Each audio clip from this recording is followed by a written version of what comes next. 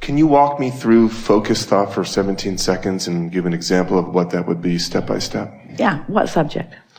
The subject of manifesting a lot of money.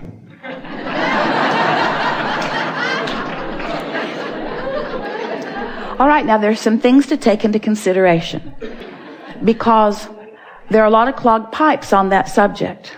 So there already is quite a bit of momentum on that subject. So if we approach it in any normal way, we're just going to add to the clogged pipe. You see what we're getting at? So here's a law-based fact that if you can hear it, it will serve you in every conversation that you have with yourself in your deliberate creation forevermore. The more general you are when you approach a topic where you know you have clogged pipes, the better off you'll be. Now think about what that means. If you don't have any clogged pipes, if you're thinking about something wanted, then the more specific you are, the faster the momentum and the better it is because you're carving out a path of least resistance to something. But when you're thinking about something unwanted and adding to what you do not want, then the less specific you are, the better off you'll be. Does that make sense to you? So, you start. What's the goal here? To find the first pure thought about abundance. A pure thought about abundance. So just reach for a pure thought about abundance, which means try not to have it have any relationship to you. If you're not feeling abundant, then be good to leave you out of the equation for just a little bit. So let's just talk purely about the idea of abundance. Abundance. The idea of abundance makes me feel free. All right. I would like the idea of abundance to make me feel free. Now, you don't feel free with the idea of abundance yet. So you just said something you don't mean. And this is something, now friends, we said we're going to really be fine-tuning here. So hear this statement. When you say something you don't mean, law of attraction, here's what you do mean. Ooh. So you poked at it with a stick and didn't get the results that you wanted. See what we're getting at? So let's, rather than talking about abundance and money, let's talk about abundance. Abundance of clarity, abundance of sunshine, abundance of ocean. Are those easier for you to feel abundance about? Definitely. All right. So with the idea of fewer clogged pipes and just more free-flowing thought, give us some statements about that kind of abundance. The sun beating down on me makes me feel energetic, inspired. Lots of sun abundance, isn't there? I never wake up and wonder, well, wait. Esther couldn't find the ocean for 3 days last week. So that statement was not exactly accurate. Whether I can see the sun or not, I know it's out there. Whether I can see it clearly or not, I know it's there. That statement feels pretty good, doesn't it? I know it's there. I really never worry about the sun not being there. There are aspects of well-being and abundance that I just take for granted. My belief is never challenged about it. I just know that there is abundance around me. Yeah.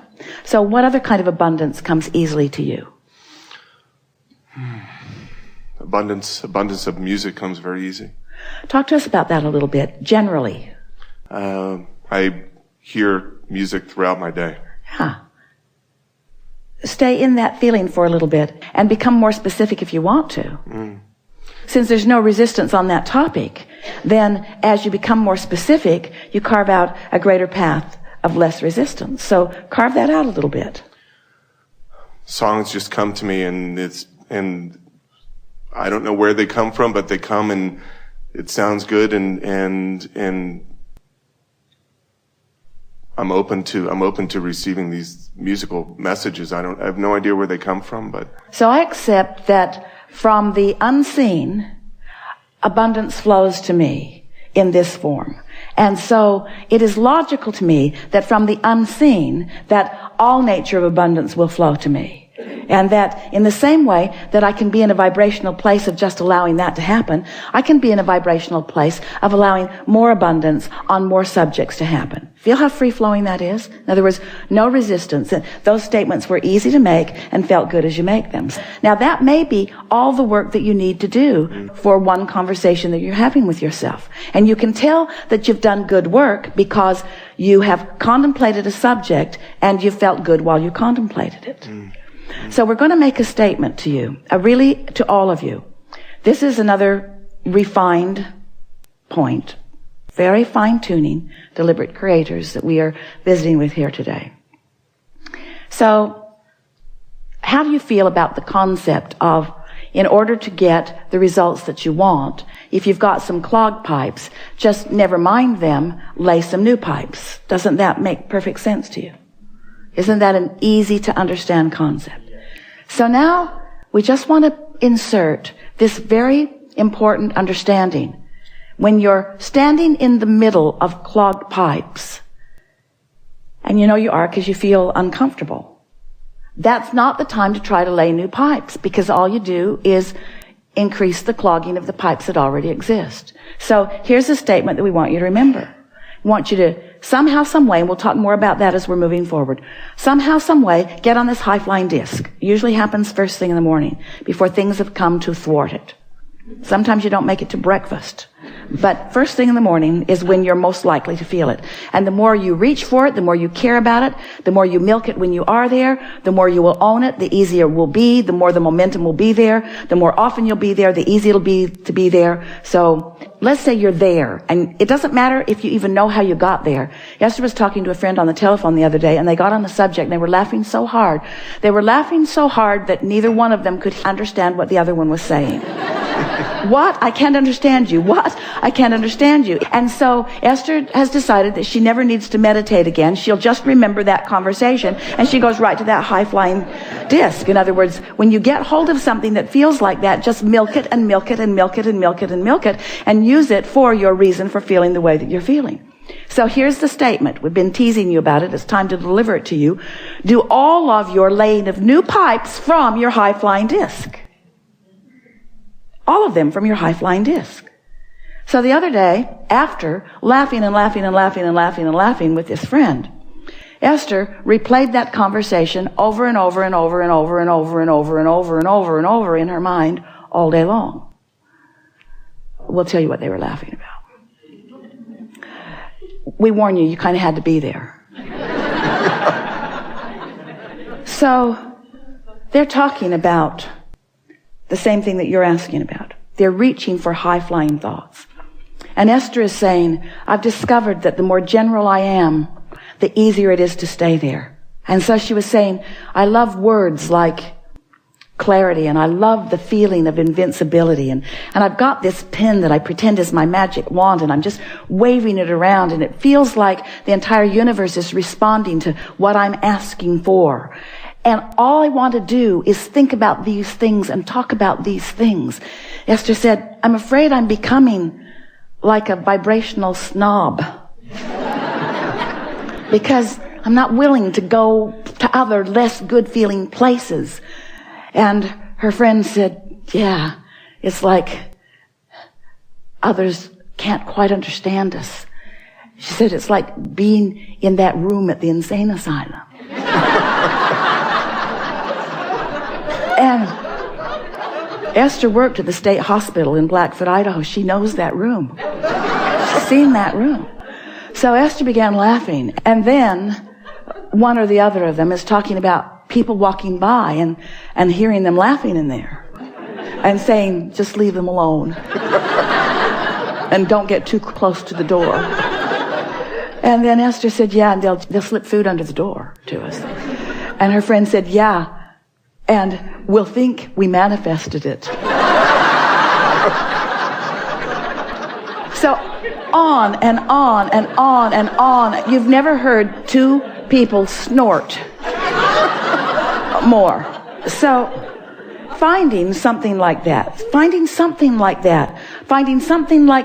and milking it just for the fun of it, milking it just for the clarity of it, causes you to practice that high-flying vibration and gain momentum of that high-flying vibration and make it more likely that that is the high-flying vibration that you own. Make it easier to be there. So after that, Esther went to bed that night playing that over and over and over in her mind. She had a long conversation with her daughter Tracy, who was waiting to pick someone up at the airport, telling her the story and laughing and laughing and laughing and laughing and laughing.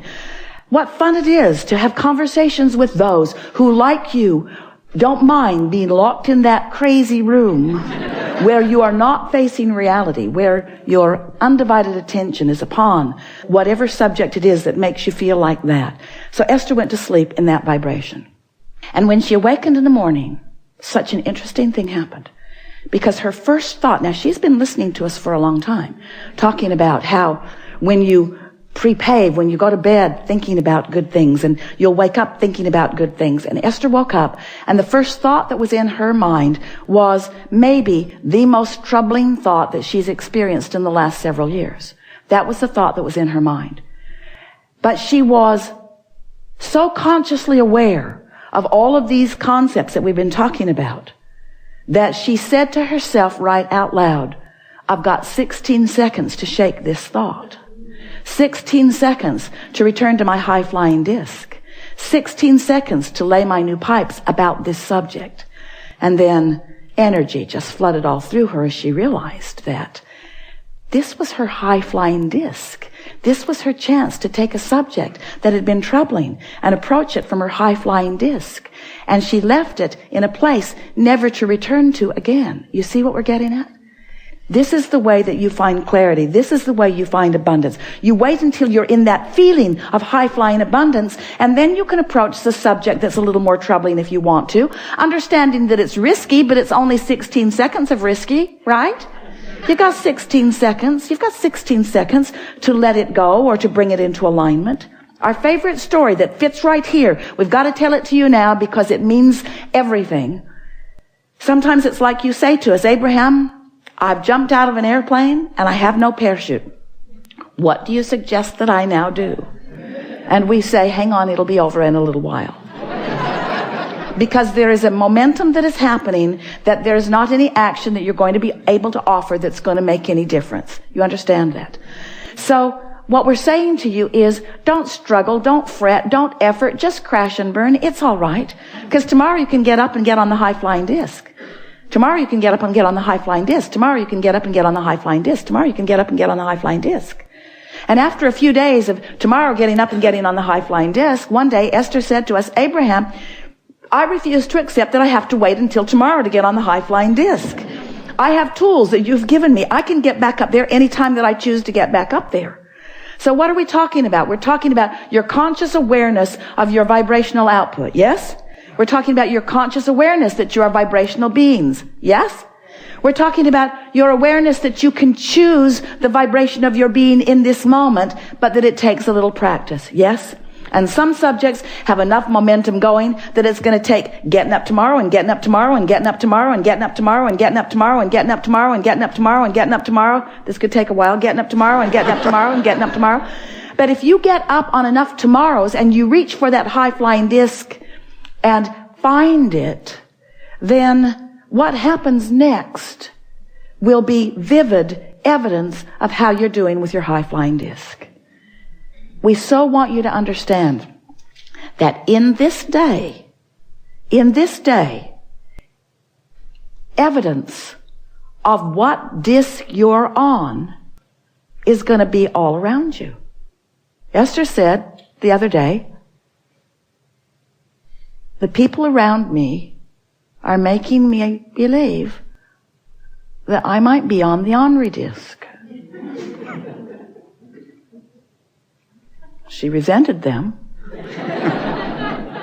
but she had to accept she had rendezvoused there with them. You pick the disc, and you'll rendezvous with others who have picked the disc, you see. And sometimes, if you don't realize that you're on it till you're on it, there's enough momentum going that it's hard to get off of it. But that's the work. So here's the rule of thumb that we would follow if we were standing in your physical shoes. The better we feel, the more we would milk it.